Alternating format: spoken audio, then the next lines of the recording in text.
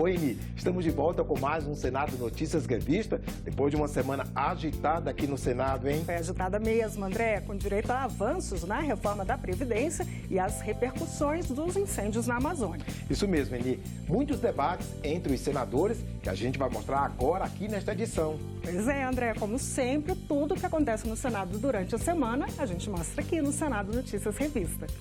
Vamos ver no programa de hoje. Incêndios na Amazônia repercutem no Senado e Congresso instala uma comissão mista para acompanhar as mudanças climáticas. O presidente do Senado se mobiliza para buscar recursos para estados do norte do país combaterem incêndios e desflorestamento. E uma comissão está estudando mudanças no mercado audiovisual brasileiro que podem repercutir na vida de todos os brasileiros. O Senado Notícias Revista começa agora.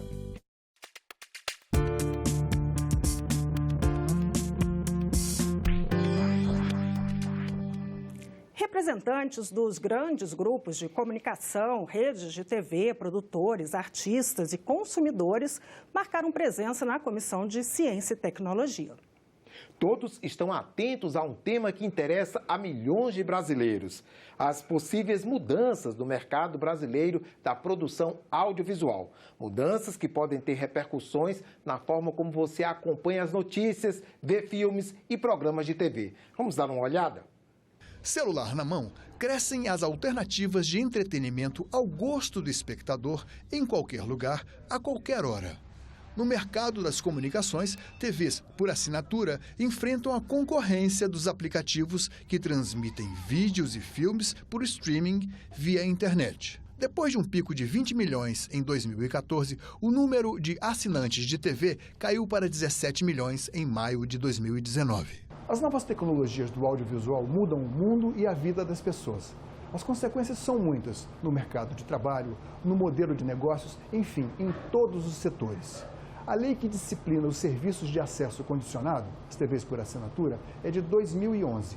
Ela deixa bem claro: quem produz não pode distribuir e quem distribui não pode produzir. Isso para evitar a concentração de poder nos grandes grupos. Mas um projeto agora pode eliminar essa restrição. Nos Estados Unidos, a AT&T acaba de comprar a Warner Media. Só que no Brasil, a AT&T já é dona do grupo Sky. Isso não seria permitido pelas leis brasileiras em vigor. Um projeto do senador Vanderlan Cardoso muda a lei. Em audiência pública na CCT, especialistas e representantes dos diversos setores interessados debateram o tema sem consenso. É preciso garantir que haja a obrigação de oferta de conteúdo nacional independente, proteger a economia nacional e garantir que o consumidor tenha acesso à diversidade. A revisão das regras tem que ser feita de forma equilibrada, a ponto de se evitar assimetrias, em que empresas estrangeiras sejam beneficiadas em detrimento de empresas brasileiras. É justamente acabar com as restrições que nós temos hoje na lei, a propriedade cruzada entre produtores, radiodifusão, principalmente televisão, distribuidores, que normalmente são as empresas de telecomunicações. Eles são os grandes atores, e as produtoras. Então a gente acaba eliminando o artigo 5º e o 6º, acaba com essas restrições. Na quarta-feira, 28, após a leitura do parecer favorável do relator, os senadores discordaram em um ponto. O texto da nova lei deve ou não incluir os audiovisuais veiculados pela internet. Um pedido de vista adiou a votação, que deve acontecer na próxima semana. No início deste mês, o presidente Jair Bolsonaro editou uma medida provisória criando o programa Médicos pelo Brasil. Uma comissão mista foi instalada na última semana para analisar o texto. 2 audiências públicas já foram realizadas, a última com a presença do ministro da Saúde, Luiz Henrique Mandetta. O programa Médicos pelo Brasil pretende substituir o projeto Mais Médicos, que funcionou até o início de 2019. O Mais Médicos levou cerca de 15 mil profissionais cubanos para áreas isoladas e carentes do Brasil. Segundo o ministro da Saúde, Luiz Mandetta, o novo programa deve levar médicos às regiões mais carentes do país e formar especialistas em medicina de família e comunidade. Se ele não especializa, ele não é admitido no vínculo. colocamos de uma maneira que o concurso, o mérito para a escolha seja o elemento principal. Colocamos uma série de indicadores para localizar quais os pontos desse nosso país de tantas assimetrias, aonde utilizar o princípio da equidade para poder alocar os profissionais nos locais que os indicadores apontarem que são os locais prioritários. Especialistas em saúde foram ouvidos nas audiências públicas. Os debates foram sobre a situação atual dos médicos no país, que cobraram ter mais influência no planejamento do novo programa de saúde. Não adianta formar médicos sem número limitado, porque primeiro não se consegue fazer um bom ensino de graduação. Segundo, os programas de residência são sim fundamentais para a prática médica. Nos dias atuais, com um número inferior ao que se terá daqui 15, 20 anos, já não existem vagas para 1/3 dos médicos formados. Então, 1/3 deles estão entrando no mercado de trabalho sem a desejável qualificação. Se aumentar o número de médicos no país, nessa proporção que está indo, 180 mil por ano, aí que não vai ter mesmo gente, não vai haver espaço para residência médica. É um elenco muito grande de propostas que pedem a manutenção do programa, a ampliação do programa para outros municípios, para todas as regiões e pede financiamento, tanto para provimento como para formação, como para a ampliação da rede. A atenção primária à saúde para um sistema de saúde, ela é a base do sistema de saúde. É uma atenção primária fortalecida que permite que um sistema de saúde funcione adequadamente. Uma das principais mudanças propostas pela medida provisória é a exigência de uma prova para médicos brasileiros e estrangeiros que quiserem participar do programa, o Revalida. Serão mais de 18 mil vagas abertas para médicos e a contratação será por meio da CLT. A estagiária Marília Sena foi supervisionada pela equipe de jornalismo da TV Senado. A fibromialgia foi incluída pela Comissão de Direitos Humanos no rol de doenças que dispensam tempo de carência para o direito a benefícios previdenciários. Nesta semana, os senadores da Comissão de Assuntos Sociais deram o primeiro passo para garantir um direito importante para essas pessoas. A doença que atinge principalmente a nós, mulheres, causa dores por todo o corpo. A medicina ainda não desenvolveu um método para curar a fibromialgia, que pode, inclusive, incapacitar o paciente para o trabalho. Dores fortes na coluna, nos membros e na mandíbula, acompanhada de insônia, fadiga e episódios de ansiedade. É isso que a Célia sente quase todos os dias há 9 anos. Ela sofre de fibromialgia, uma síndrome caracterizada por desconfortos crônicos em várias partes do corpo que pioram de acordo com o quadro emocional. Quando você fica muito ou preocupada ou cobrada, as dores parece que aumentam mais. Dores na cabeça, tem dores aqui, tem dores fortes aqui, atrás também. Para aliviar o incômodo, ela já fez fisioterapia, acupuntura e hidroginástica. E toma relaxantes musculares e analgésicos. Pela grande quantidade de licenças médicas necessárias para se tratar, acabou sendo mandada embora do emprego, que demandava esforço físico. Eu fazia tudo muito rápido, fazia muito fácil, as coisas eu me levava. Agora eu sinto muito pesada na hora de fazer o serviço, até o próprio serviço, né? Que seria para cuidar de criança, né? Eu não tenho o mesmo pique. Quem contribui para o INSS e é acometido por alguma das doenças listadas na Lei dos Planos de Benefícios da Previdência e ainda é considerado incapaz de trabalhar, tem direito de receber auxílio-doença e aposentadoria por invalidez sem precisar cumprir o período de carência referente a 12 meses de contribuição. Mas a fibromialgia não faz parte dessa lista. A partir de uma sugestão legislativa recebida pelo portal E-Cidadania, o senador Flávio Arnes apresentou um projeto de lei para incluir a fibromialgia nesse rol.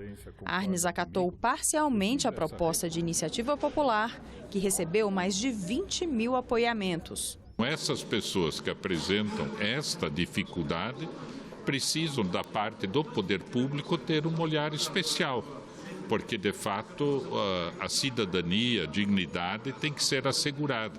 O que a gente procurou fazer né, dada essa circunstância de afetar completamente o desempenho pessoal, a atividade pessoal e a vida diária dessas pessoas. O relator lembra que esses benefícios previdenciários não serão concedidos antes de perícia médica. Haverá um regulamento, obviamente, da parte dos órgãos próprios para dizer para as pessoas, olha, entregue este documento, esse diagnóstico, essa situação, e vai entrar nos procedimentos habituais, normais, administrativos, para requisitar, então, a possibilidade de exercer esse direito. André, os presidentes do Senado e da Câmara dos Deputados se comprometeram a dar prioridade à tramitação da chamada PEC paralela, que, entre outras medidas, pode incluir estados e municípios na reforma da Previdência. O assunto foi tratado em um café da manhã entre os dois presidentes. A inclusão de estados e municípios na reforma tinha sido deixada de lado na votação pela Câmara dos Deputados. O café foi na residência oficial da presidência da Câmara, com participação do relator da reforma, senador Tasso Gereissati. Eu acho que foi uma reunião muito importante porque nós definimos aqui o que já estava conversado do acordo entre o presidente Davi e o presidente Rodrigo Maia, de que a PEC paralela sendo passada no Senado seja a prioridade absoluta na Câmara. Ou seja, nós vamos ter quase que uma continuidade da votação da PEC paralela no Senado e na Câmara, o que dá tranquilidade que isso vai ser votado de uma maneira célere até o fim do ano. De acordo com o texto apresentado pelo senador Tasso Gereissati, a inclusão de estados e municípios na reforma vai significar uma receita de 350 bilhões de reais em 10 anos. A adesão dos funcionários públicos estaduais e municipais às regras da Previdência vai depender da aprovação de leis nas assembleias legislativas. O presidente Rodrigo Maia acha que isso vai facilitar a discussão na Câmara. Acredito que da forma como o senador Tasso colocou no texto a questão dos estados e municípios facilita muito a nossa vida, porque eles terão que, por lei ordinária, aprovar nas suas assembleias, o que vai mostrar um engajamento, né, de forma transparente dos governadores e dos seus deputados.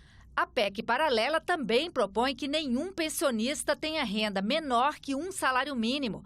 Aumenta o valor da aposentadoria em caso de acidente de trabalho e cria novas fontes de receita para a Previdência. Uma reforma que possa equilibrar as contas dos estados e dar tranquilidade para que a gente possa virar essa página do equilíbrio fiscal, avançar na reforma tributária, avançar no Pacto Federativo, que é importante fazermos isso para descentralizarmos os recursos e darmos condições dos estados cumprirem com as suas obrigações, os municípios também, e poder fazer esse conjunto de reformas a partir da reforma da nova Previdência. E o presidente do Senado, Davi Alcolumbre, se reuniu essa semana com governadores do norte do país e com o ministro do Supremo Tribunal, Alexandre de Moraes. A reunião, Eni, tinha um único objetivo: tratar de recursos emergenciais para a Amazônia. Para ajudar no enfrentamento das queimadas na Amazônia, o presidente do Senado, Davi Alcolumbre, e da Câmara, Rodrigo Maia, pediram que o ministro do STF, Alexandre de Moraes, destine R$1 bilhão para combater as queimadas e o desmatamento na Amazônia. O dinheiro viria de um fundo composto por recursos de multas aplicadas à Petrobras em decorrência da Operação Lava Jato, que somam R$2 bilhões e 500 milhões de reais. O pleito dos 2 bi 300 do fundo da Petrobras é que pelo menos 1 bilhão seja destinado, distribuído, 200 milhões para atender um descontingenciamento no Ministério do Meio Ambiente, 400 milhões para o governo federal aplicar em atividades também da Amazônia e 400 milhões diretamente para os governos dos os governos da Amazônia Legal, os 9 estados. O ministro vai ouvir o Ministério Público e a equipe econômica do governo federal para decidir qual montante dos recursos poderá ser utilizado no combate às queimadas na Amazônia. Nós, representando os governadores da Amazônia Legal, solicitamos que parte desses valores sejam distribuídos para os estados da Amazônia para preservação do meio ambiente e também fazer o zoneamento ecológico e econômico da Amazônia e dos estados. Temos que fazer o ordenamento territorial da Amazônia para definir as áreas produtivas, as áreas de preservação ambiental, as áreas indígenas. Outra ação muito importante também é dar titularidade da terra para os proprietários. Temos que fazer a regularização fundiária da Amazônia para que possa ser identificado cada propriedade e que seja feita a fiscalização ambiental em cada propriedade. André, vamos conferir o que mais aconteceu no Senado durante a semana? Vamos, Cine. A Agência Senado noticiou na internet tudo o que rolou de importante por aqui. Vamos conferir agora no nosso Giro de Notícias. É isso aí.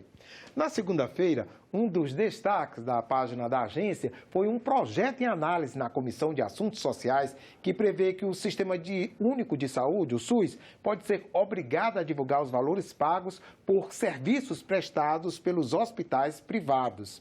Se aprovado, o SUS também deverá tornar públicos os critérios para o estabelecimento da tabela de valores pagos a esses estabelecimentos.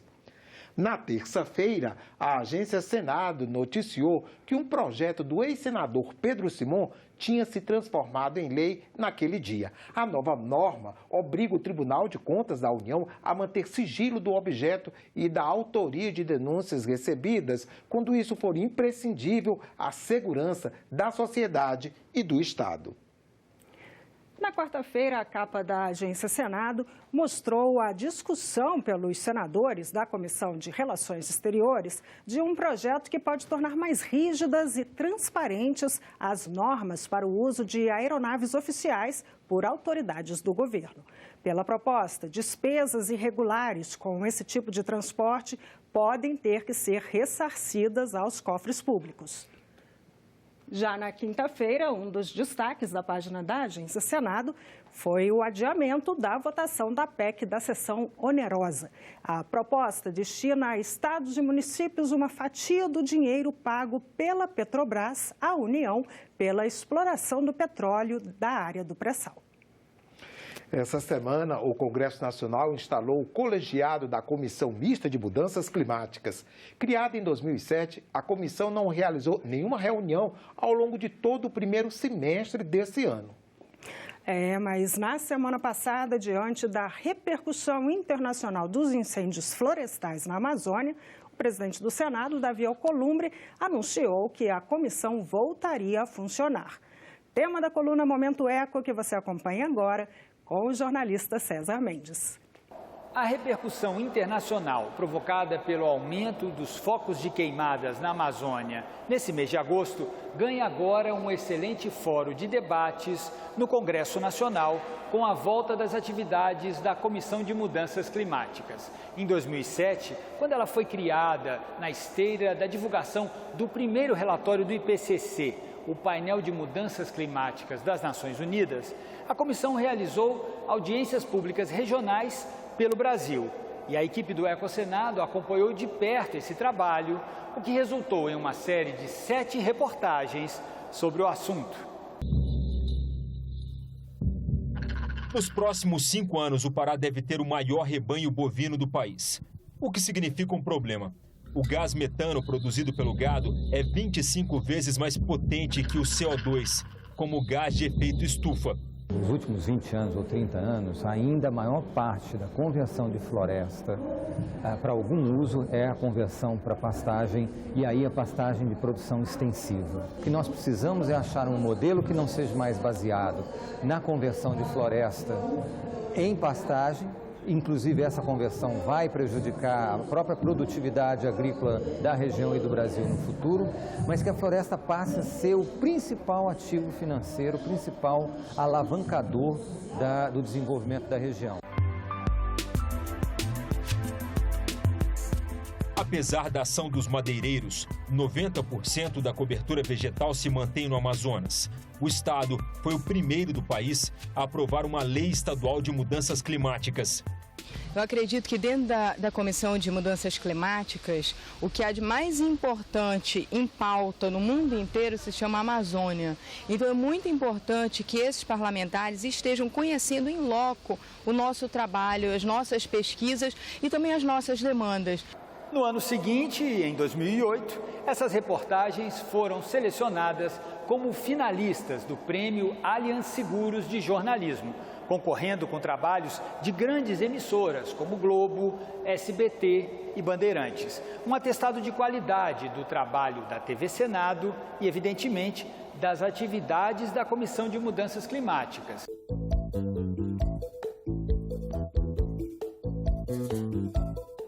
No Rio de Janeiro, a questão em pauta foi a matriz energética. Qual a melhor solução para o Brasil? Segundo os especialistas, a predominância de energia de matriz hídrica é boa no contexto das mudanças climáticas. No entanto, nos últimos anos, tem sido estimulada a instalação de termoelétricas, grandes emissoras de CO2. Eu acho que a energia hidroelétrica, ela no custo-benefício ainda é uma opção brasileira que a gente deva adotar. É lógico que tomando todas as cautelas. A grande preocupação no Ceará é a desertificação, que também ameaça outros estados da região. Mapeamos todas as áreas em processo de desertificação no estado, que se concentrava basicamente no Inhamuns, naquela região Iraúçuba, centro-sul do estado, e no Jaguaribe. Nós esperamos que a volta das atividades da Comissão de Mudanças Climáticas seja uma oportunidade para a retomada dessa parceria de trabalho com a TV Senado, em busca da produção de informação de qualidade para você. Esse foi o Momento Eco. A gente volta na semana que vem, aqui no Senado Notícias Revista. Até lá! E as queimadas na Amazônia, André, dividiram as opiniões por todo o país.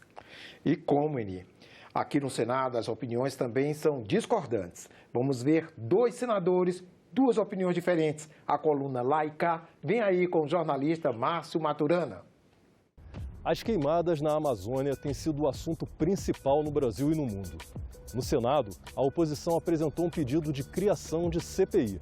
No Congresso, foi instalada a Comissão Mista de Mudanças Climáticas, que neste ano terá essas queimadas como tema principal de discussão.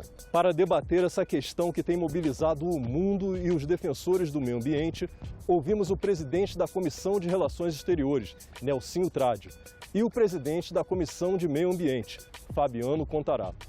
Veja agora as opiniões dos dois senadores. Uma mais para lá, outra mais para cá.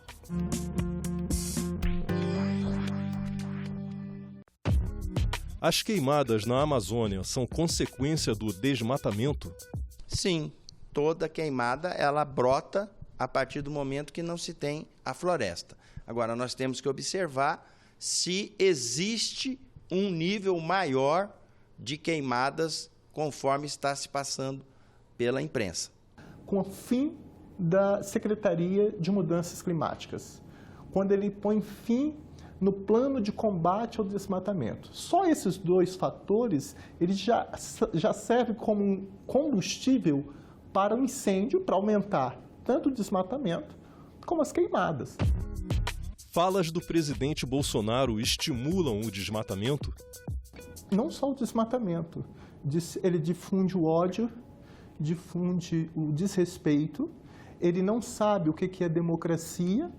Ele tem que ler a Constituição e saber que os poderes são harmônicos e independentes entre si. Não entendo isso. Eu acho que a gente tem que identificar aquele que está desmatando, o motivo que está desmatando e que não estiver dentro da lei que possa ser punido.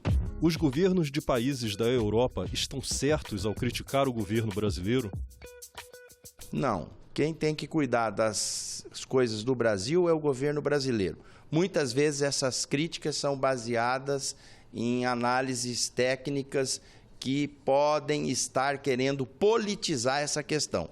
E aí a verdade fica mascarada, o que não é bom. Estão certos sim, porque o direito ao meio ambiente é um direito humano essencial. Ele é planetário, ele transcende as fronteiras do Brasil. É claro que nós temos a soberania do nosso Estado democrático de direito. A Amazônia é nossa, não tenho dúvida disso, mas nós temos que cuidá-la com responsabilidade. O presidente Bolsonaro deve denunciar as suspeitas de culpados pelas queimadas, como fez com as ONGs? Ato de total irresponsabilidade e de não leitura, mais uma vez, na Constituição Federal. A nossa Constituição Federal assegura a presunção de inocência quando diz no artigo 5º que ninguém será considerado culpado até o trânsito em julgado da sentença penal condenatória. Com certeza, a partir do momento que ele criou um comitê para poder identificar os culpados e os responsáveis, isso vai vir à tona. As queimadas na Amazônia vão prejudicar exportações brasileiras e o acordo do Mercosul com a União Europeia? Tudo pode vir a ser empecilho para aquele que não ficou satisfeito com o estabelecimento desse acordo. Então, vão achar pelo em ovo para poder deixar o Brasil sempre ficar nesse plano secundário, que não vai ficar. O Brasil hoje é diferente, é muito maior do que aquele Brasil que a gente viu lá para trás. Não só a União Europeia, não só o Reino Unido, já chegou a preocupação nos países asiáticos. Então, o próprio agronegócio está preocupado, porque existem países na Europa que já estão tirando produtos produtos brasileiros das prateleiras, água de coco, manga, etc. O Senado Federal possui várias peças históricas de mobiliário. Elas faziam parte da decoração das antigas sedes do Senado no Rio de Janeiro, os palácios Conde dos Arcos e Monroe. No quadro Coleção Senado de hoje, vamos conhecer o sofá, onde o presidente do Senado recebe visitantes na sala de audiências da presidência.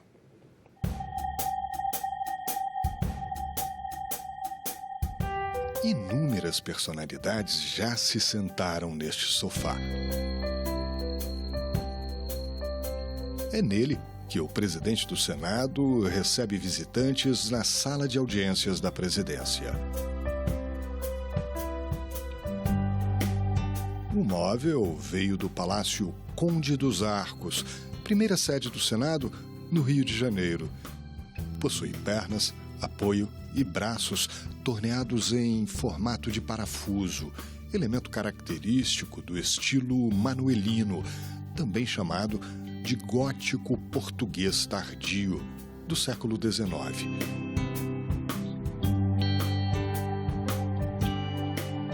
O mobiliário luso-brasileiro tem espaldar e assento em couro. O espaldar é contornado por arabescos com figuras mitológicas. No topo, ao centro, encontramos o emblema do Senado.